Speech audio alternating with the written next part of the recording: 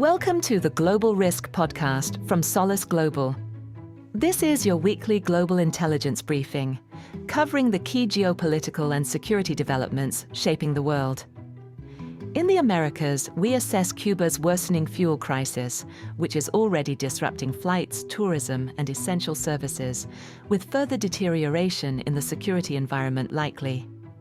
We also examine the transition of power in Haiti, where the Transitional Presidential Council has stepped down and a new gang suppression force is set to replace the Kenya-led security mission. Across Europe, the Middle East, and Africa, we look at protests and sabotage linked to Italy's Winter Olympics. The second round of trilateral Ukraine talks, alongside renewed Russian strikes, indirect US-Iran negotiations in Oman that may reduce immediate escalation risks, and rising tensions between Ethiopia and Eritrea following accusations of border incursions. And in Asia-Pacific, we cover the high likelihood of unrest surrounding Bangladesh's February 12th elections and the deadliest Islamic State Pakistan province attack to date in Islamabad. Expert insight, clear analysis, and the context you need, all in one concise briefing. We begin in the Americas, where Cuba's deepening fuel crisis is now disrupting air travel, tourism operations, and essential services across the island. Conditions have worsened amid a widespread fuel shortage. On February 5th, a major power outage struck eastern Cuba after a fault at a substation in Holguin triggered a disconnect. The failure affected the provinces of Holguin, Granma, Santiago de Cuba, and Guantanamo, leaving more than 2 million people without power. On February 7th, authorities imposed strict fuel restrictions. Diesel sales, whether in Cuban pesos or US dollars, were suspended. Petrol purchases were limited to 20 liters per vehicle registration through an online ticketing platform. On February 9th, Havana issued a notice to airmen, or NOTAM, warning that jet fuel would not be available for aircraft refueling at 9 airports, including Havana Jose Marti, Cuba's main international airport. The restriction, effective from February 10th, is expected to last until at least March 11th.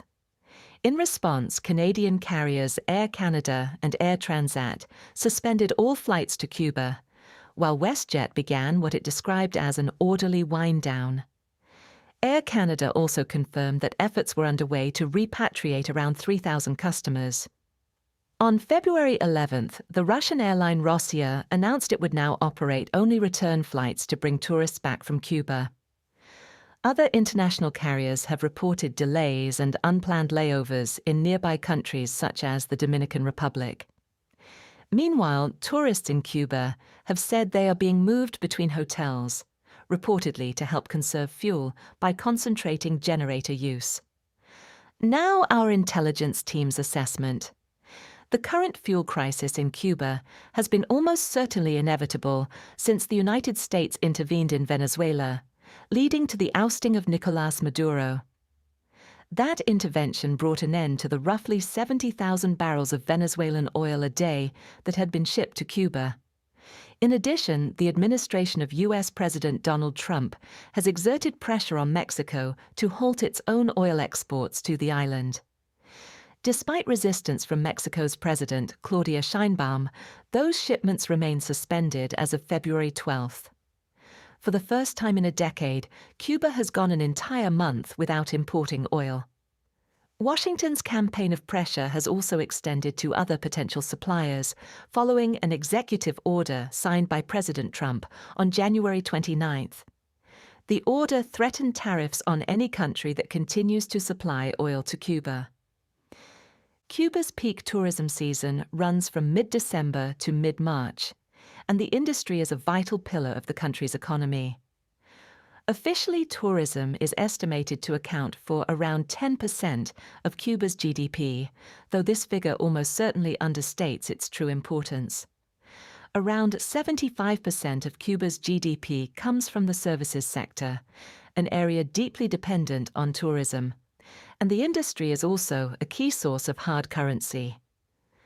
With the Cuban peso continuing to depreciate, access to foreign currency, particularly US dollars, has become essential. It remains the country's main means of purchasing vital imports, including food and medicine. A significant shortage of hard currency is expected to follow the ongoing fuel crisis. The decline in tourism, combined with Cuba's inability to export a substantial share of its imported oil to Asian markets in exchange for hard currency, will sharply reduce foreign earnings.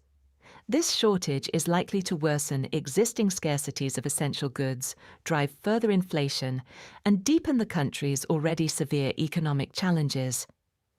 The current peak tourism season in Cuba has already been the weakest since the COVID-19 pandemic. Even before the fuel crisis, visitor numbers were in decline, with an 18% drop in 2025 compared with 2024. Many hotels have closed in the years since the pandemic, and the near-certain further fall in tourism caused by the present fuel shortage now poses an existential threat to Cuba's tourism industry. Tourism demand is expected to continue falling, and more airlines are likely to suspend flights to Cuba. The crisis will almost certainly deepen unless Havana and Washington reach an agreement. Any such deal would likely require significant concessions in favor of Washington. Cuban leaders have increasingly signaled a readiness to enter into talks with the United States, while insisting that any dialogue must take place without pressure or preconditions. If no agreement is reached in the near term, Cuba's security situation is likely to deteriorate further.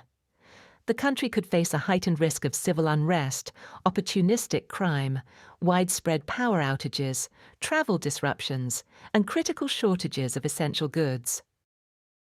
Staying in the region, we move to Haiti, where the Transitional Presidential Council has stepped down, and the Kenya-led security mission is being replaced amid continued gang violence. On February 7th, the mandate of Haiti's 9-member Transitional Presidential Council expired, almost 2 years after it was created. This forced the council to hand over power. There had been speculation that the council might refuse to step down, especially after statements suggesting it intended to remove Prime Minister Alex Didier Fils-Aimé. However, the Prime Minister's office later confirmed that Fils-Aimé would now preside over the Council of Ministers as interim Prime Minister, and that the Transitional Presidential Council would be dissolved. As a result, Alex Didier Fils-Aimé is currently Haiti's only politician holding executive authority. That same day, the mandate of the Kenya-led multinational security support mission in Haiti expired. The mission had been created to assist the Haitian National Police in tackling the country's worsening gang violence. In response, Kenya has begun to draw down its police deployment. Now our intelligence assessment. The Transitional Presidential Council likely considered refusing to step down. However, in early February, the United States deployed 2 Coast Guard cutters and a guided missile destroyer off the coast of Haiti, while also imposing sanctions on 5 council members ahead of the February 7th mandate expiry. This combination of military and financial pressure was almost certainly enough to compel the council to acknowledge the mandate and transfer power to the US-backed Fils-Aimé. Despite the TPC's withdrawal, there is no clear succession plan in place. Negotiations are still ongoing over what will replace the council. Fils-Aimé is now responsible for organizing general elections in Haiti, scheduled for August 30th and December 6th, 2026. However, elections have been repeatedly delayed since 2019. The country last went to the polls in 2016 and has been without an elected president since the assassination of Jovenel Moïse in 2021. This prolonged political vacuum has almost certainly weakened the credibility and legitimacy of the central government, a situation that has likely benefited the gangs, which have positioned themselves as alternative centers of authority. Yet, given the current insecurity and the extent of gang control, the prospect of holding fair, free, and safe elections remains highly unlikely. Replacing the MSS is the newly established Gang Suppression Force, or GSF, which will operate in coordination with both the Haitian National Police and the Armed Forces of Haiti, expanding on the previous MSS mandate.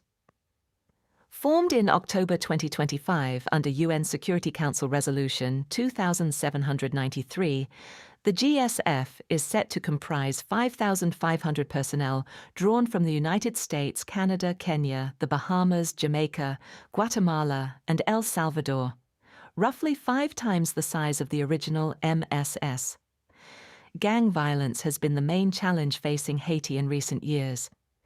In 2025 alone, it was responsible for at least 6,000 deaths, while more than 1.4 million people have been displaced as a result. The MSS, constrained by its small size, limited equipment, and chronic funding shortages, struggled to contain the escalating violence. Its operations were largely confined to supporting the Haitian National Police in maintaining law and order, securing key infrastructure and transport routes, and facilitating safe humanitarian access. Although the GSF is far larger than the MSS and has an expanded capacity to operate alongside the armed forces of Haiti, including the authority to use lethal force, it will still likely be too small to effectively confront the country's powerful gangs. Its mandate centers on securing critical infrastructure, protecting civilians, and supporting humanitarian access. These priorities are likely to make the force risk-averse and limit its overall impact. Furthermore, there is a realistic possibility that the GSF will concentrate primarily on short-term tactical objectives, such as targeting and killing gang members, rather than dismantling gang networks or addressing Haiti's deeper structural and economic problems. Now turning to Europe, the Middle East and Africa, where Italy's Winter Olympics have been accompanied by protests and acts of rail sabotage. The 2026 Winter Olympic Games began in Italy on February 6th. The event, held across the regions of Veneto and Lombardy in the north and northeast of the country, has faced significant opposition, resulting in instances of civil unrest and sabotage. On February 7th, protests took place in Milan, Lombardy, drawing around 5,000 participants. The demonstration was organized by a local group called the Committee Unsustainable Olympics. Clashes broke out as protesters attempted to reach the Olympic Village, prompting police to deploy tear gas and water cannons.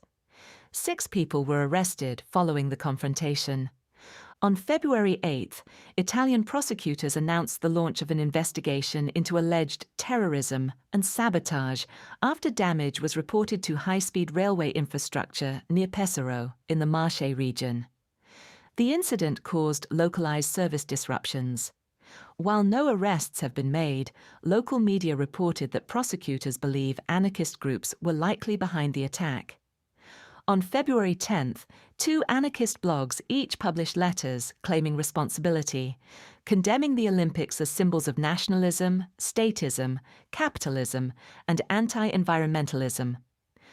Prosecutors had already warned in January 2025 of a rise in sabotage targeting railway infrastructure, and local officials have since noted an increasing risk of attacks aimed at disrupting Winter Olympics-related travel.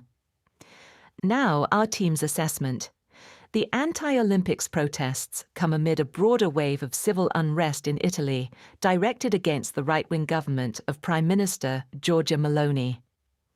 A major flashpoint emerged in late January, when police forcibly evacuated an occupied building in central Turin that had long served as a cultural and political center for local left-wing and anarchist groups.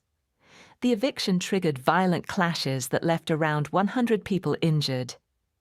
In response, the government fast-tracked a new security law, which critics argue severely restricts freedom of speech and assembly.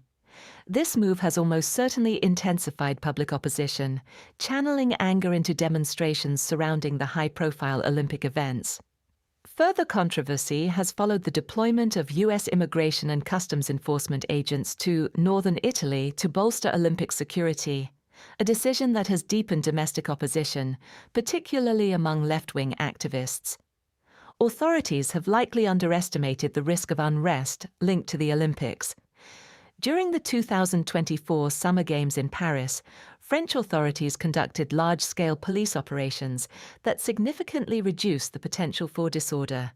In contrast, Italian authorities have adopted a more reactive approach, even after the earlier protests in Turin, a stance that has likely contributed to the subsequent unrest in Milan.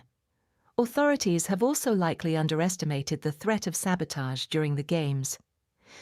The recent attack on rail infrastructure mirrors the wave of coordinated sabotage that paralyzed France's railway network on the eve of the Summer Olympics opening ceremony, though with a much smaller impact.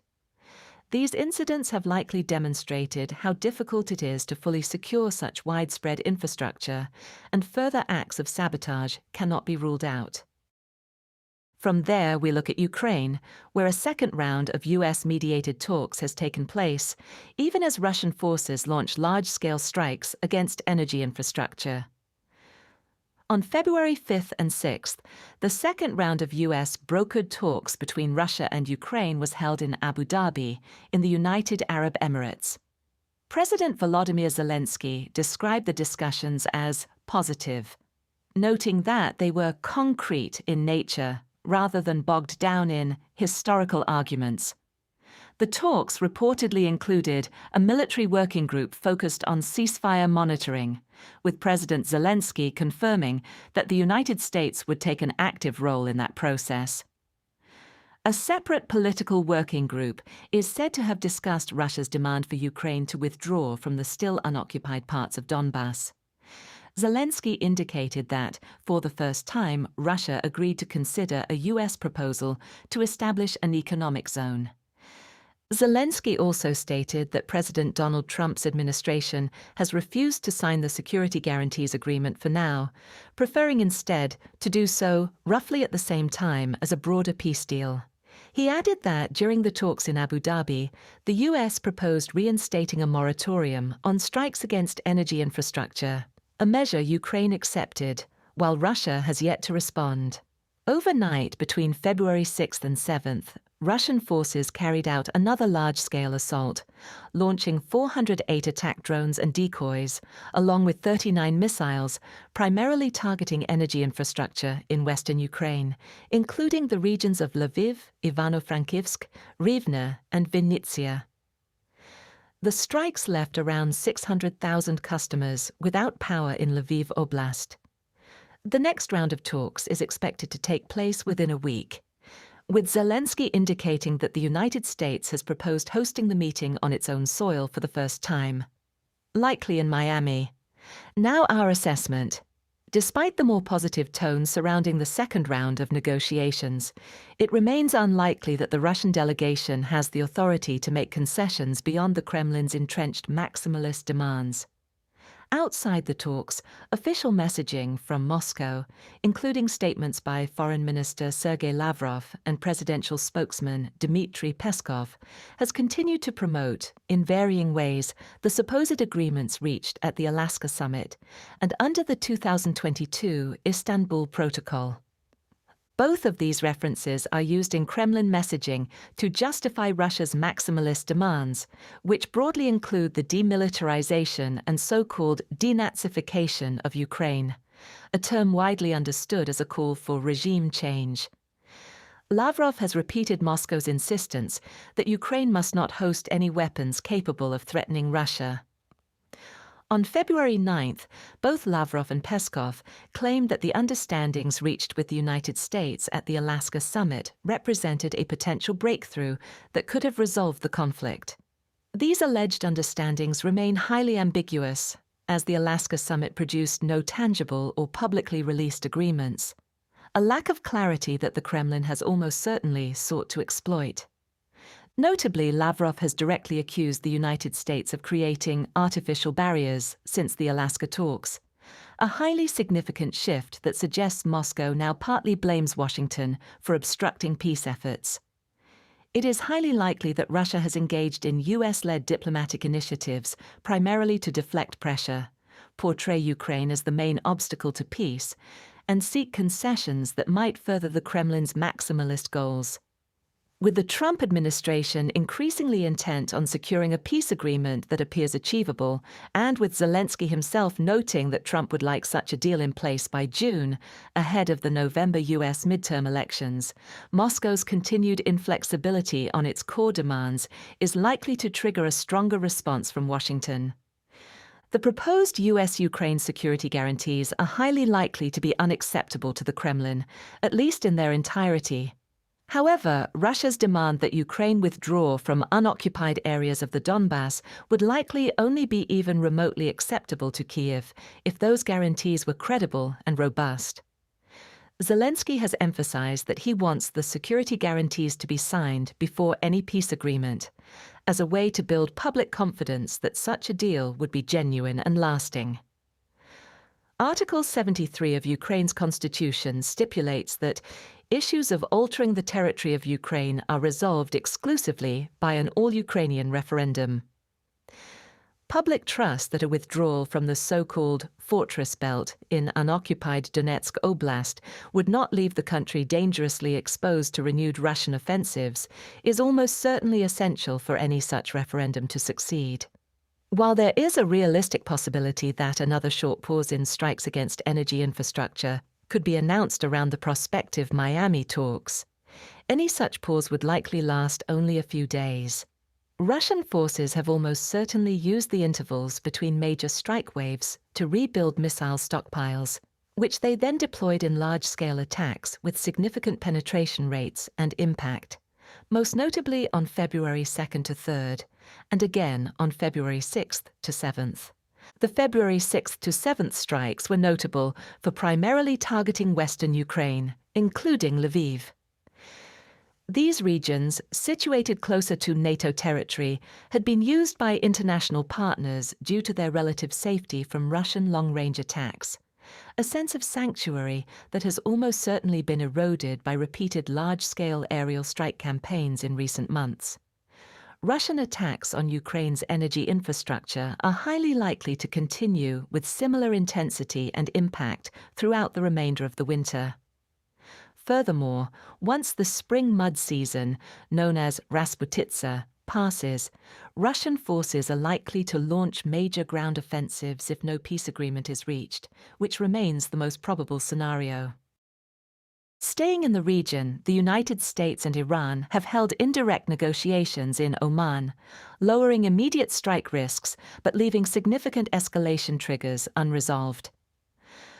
On February 6th, the two sides met in Muscat, with talks mediated by Omani Foreign Minister Badr bin Hamad al-Busaidi. The U.S. delegation was led by Special Envoy Steve Witkoff, while Iran was represented by Foreign Minister Abbas Araghchi. Some reports suggested that brief direct discussions took place, though Iranian officials have denied that any formal face-to-face negotiations have begun. The talks reportedly focused exclusively on nuclear issues, with no discussion of Iran's ballistic missile program or its material and financial support for regional proxy groups. Iran reaffirmed its right to enrich uranium, insisting that its nuclear activities are solely for civilian purposes.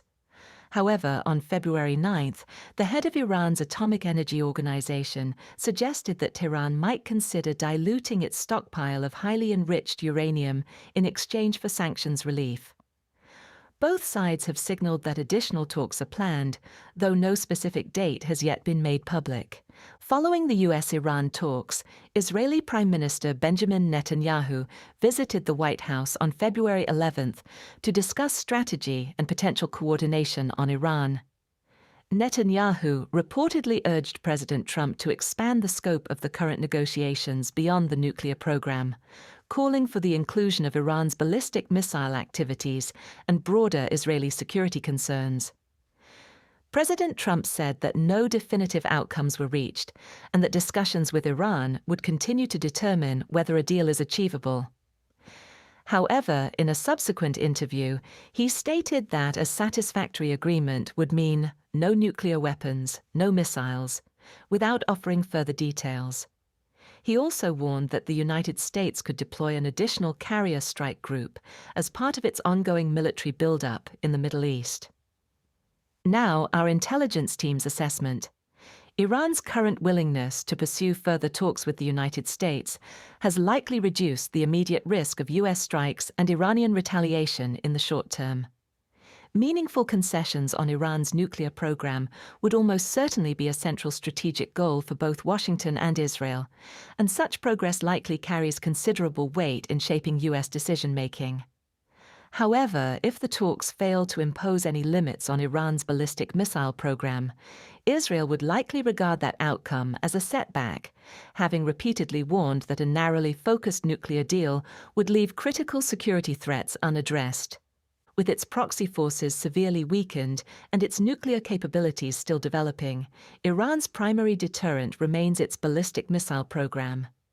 For that reason, Tehran is highly unlikely to accept any substantial restrictions on the production, range, or deployment of its missiles. Expanding the current negotiations to cover either ballistic missiles or Iran's regional proxies would likely carry a high risk of causing the talks to collapse altogether. President Trump's reference to no missiles, along with his threat to deploy an additional carrier strike group to the region, has likely been intended as a form of negotiating pressure, signaling that the scope of talks could broaden under duress in order to push Iran towards making concessions on the nuclear front. Tehran has likely concluded that while negotiations continue, the immediate risk of US military strikes has eased. It will likely seek to prolong the talks in order to test Washington's resolve, manage escalation, and apply pressure in the hope of securing more limited concessions. However, US officials have stated that they expect Iran to offer a tangible and significant concession in the next round of negotiations, though they have not specified what form that should take. President Trump has warned of very steep consequences if Tehran fails to agree to a deal. If Washington determines that Iran is negotiating in bad faith or deliberately stalling the process, it would likely respond with increased coercive measures, potentially through additional sanctions or direct military action. The risk of tactical miscalculation or rapid escalation remains high despite the ongoing talks. Both sides continue to issue aggressive rhetoric while maintaining a high tempo of military activity, including confrontational intelligence, surveillance, and reconnaissance operations, hostile posturing, and risky close proximity maneuvers. The United States and Iran have each threatened to intensify pressure through the interdiction of vessels in the Strait of Hormuz and the Persian Gulf. In response, the U.S. Department of Transportation has issued a maritime advisory warning U.S.-flagged ships to remain as far from Iranian waters as possible when transiting the region, a move that almost certainly reflects the heightened concern over how quickly the situation could escalate with little or no warning. And in the Horn of Africa, tensions between Ethiopia and Eritrea have intensified following accusations of military incursions into Tigray. On February 8th, Ethiopian Foreign Minister Gedeon Timotheos accused Eritrea of committing acts of aggression and supporting armed groups operating within Ethiopian territory. A letter sent the previous day reportedly demanded the withdrawal of Eritrean troops, stating that their incursion indicates that the government of Eritrea has chosen the path of further escalation. The letter also suggested that, should Eritrean forces withdraw, Addis Ababa would be open to discussions on several issues, including the issue of access to the sea through the port of Assab. The accusation follows armed clashes in Tigray on January 29th between the Ethiopian National Defense Force, supported by Amhara militants, and the Tigray Defense Forces. Eritrea has been accused of collaborating with a hostile faction of the Tigray People's Liberation Front against Ethiopian troops. In response, Eritrea's information ministry denied the allegations, describing them as part of a spiral of hostile campaigns against Eritrea for more than 2 years. Now, our intelligence team's assessment. Ethiopia and Eritrea share a long and turbulent history of conflict. Eritrea gained independence from Ethiopia in 1993 after decades of armed struggle, but relations soon deteriorated over the demarcation of their shared border. Tensions escalated into full-scale war in May 1998, the largest conflict in the region at the time, which claimed around 100,000 lives.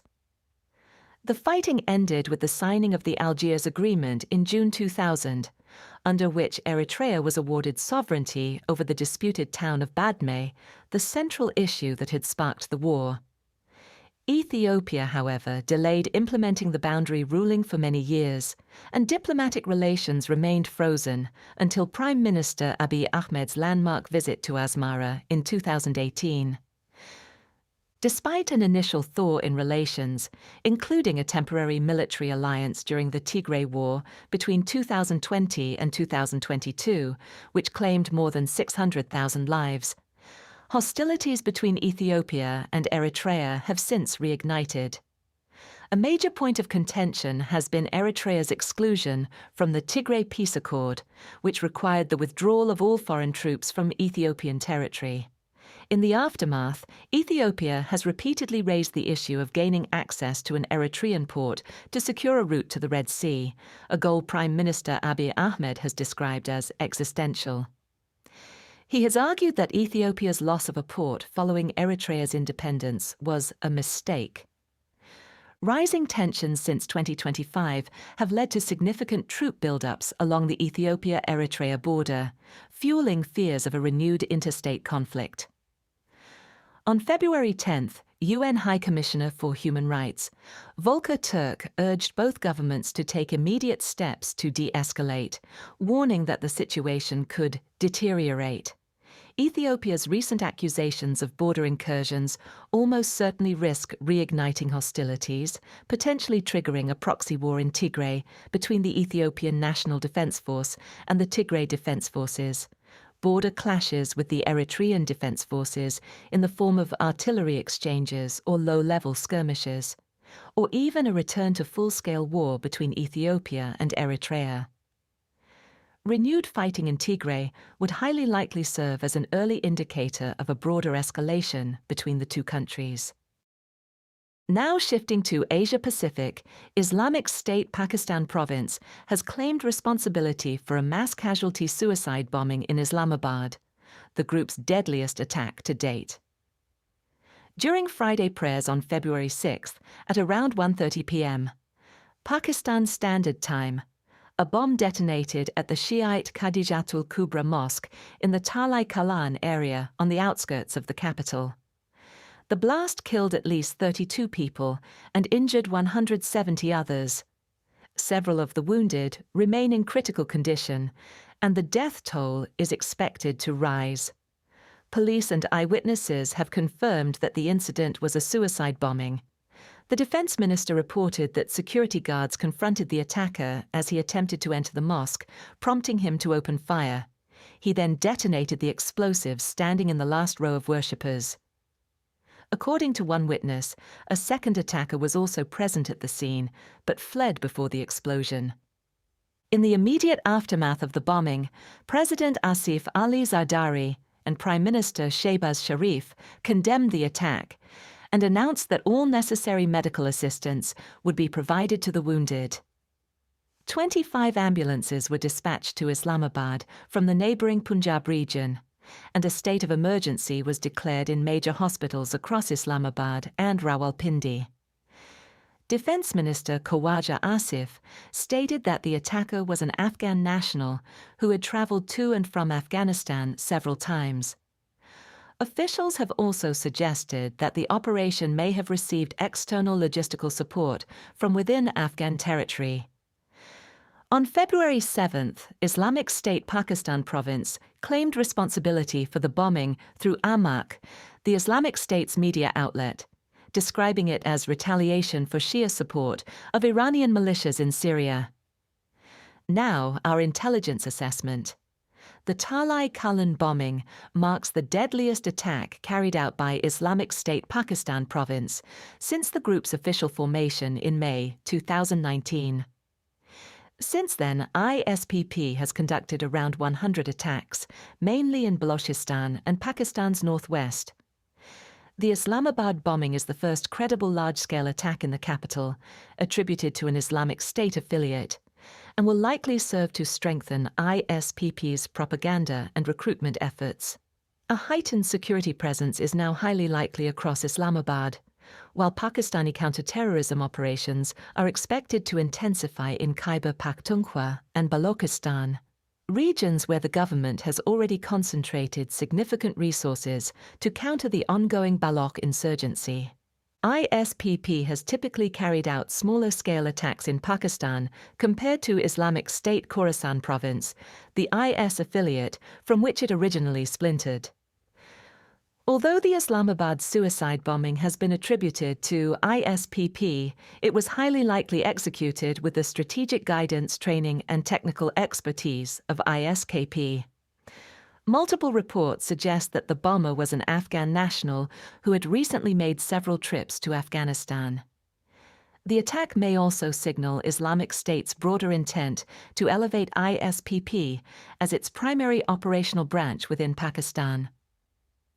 Amid growing pressure from the Afghan Taliban and ongoing rivalry with Tehrik-i-Taliban Pakistan, the highly active militant group operating along the Afghanistan-Pakistan border, Islamic State Khorasan province has become increasingly weakened within Pakistan in recent years.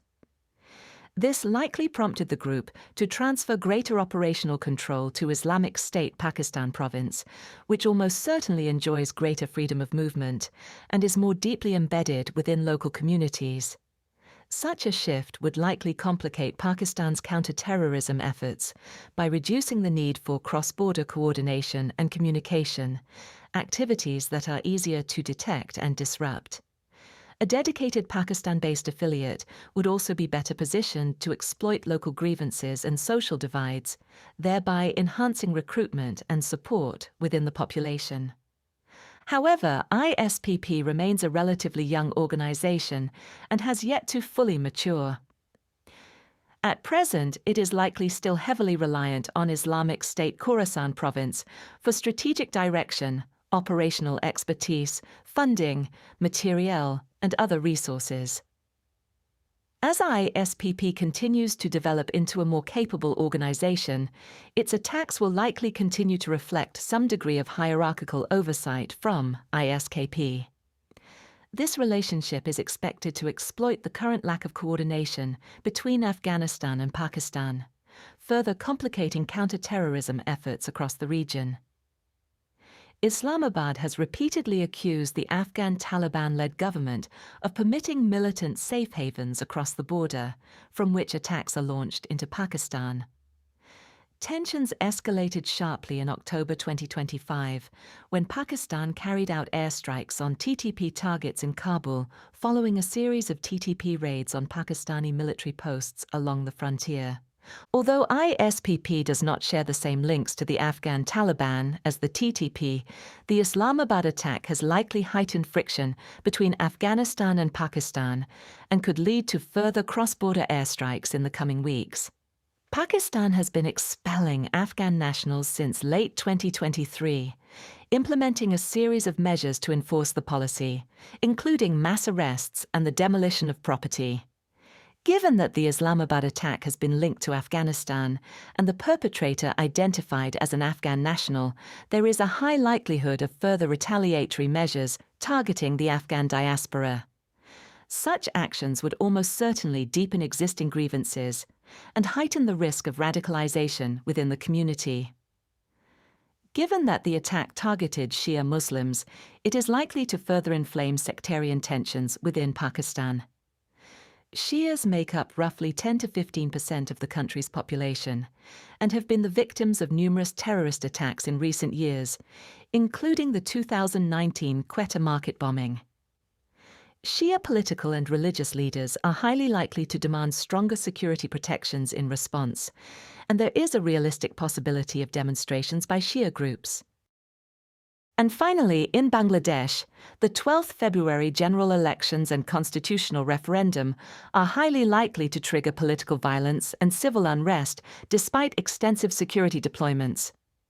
Around 127 million citizens are eligible to vote. the first nationwide polls since the July 2024 revolution, which toppled the government of Prime Minister Sheikh Hasina. The campaign period has been marred by severe violence along political, ethnic, and religious lines, resulting in hundreds of deaths over the past year. Amid the threat of violence on and immediately after Election Day, Bangladesh's interim government has introduced a series of security measures. Roughly 970,000 personnel, including military and border patrol units reassigned to policing duties, have been deployed to protect around 42,000 polling stations and other sensitive locations across the country. Authorities have also imposed a ban on mobile phone use near polling stations and restricted person-to-person internet banking transactions.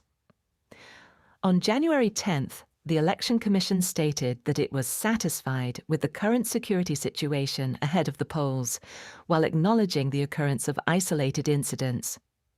Now, our team's assessment. There is a high likelihood of political violence and civil unrest on February 12th and in the days immediately following the vote. While the extensive security measures are essential to ensuring that the elections can proceed, they are primarily focused on safeguarding polling stations. As a result, they are likely to be insufficient to prevent wider clashes between rival political groups. Despite the heightened security presence, there remains a significant risk that voters will face harassment or confrontation near polling stations. Those from minority communities are particularly vulnerable to intimidation and violence. Local media have reported a sharp rise in online disinformation, warning of widespread electoral fraud. These narratives, which frequently target foreigners and minority communities, are likely to further heighten the risk of violence, including by so-called vigilante groups aligned with political activists. Amid the credible threat of confrontations at polling stations, Chief Advisor Muhammad Yunus, who leads the interim government, made a last-minute appeal to political parties, urging them to prevent their supporters from engaging in violence. Although the interim government has repeatedly acknowledged the problem of politically motivated mob violence, it has failed to implement effective policies to curb its frequency or impact. This is highly likely due to its dependence on a broad coalition of parties to remain in power, leaving it unwilling to take direct action against them. It is highly likely that February 12th and 13th will see clashes between rival groups of political activists, particularly in areas just beyond the perimeters of polling stations. There is also a realistic possibility that activists will attempt to enter polling stations, leading to confrontations with deployed security personnel. Following the release of provisional election results on February 13th, the level of unrest and violence will largely depend on whether the losing parties accept the outcome. Should one or more major political factions reject the results as fraudulent, it would almost certainly trigger a surge in unrest and politically motivated violence. That concludes this week's Global Intelligence Briefing. These updates are part of our Global Intelligence subscription, which includes weekly reports, in-depth briefings, and live Q&A sessions with our experts. To learn more, visit solisglobal.com. Thank you for listening.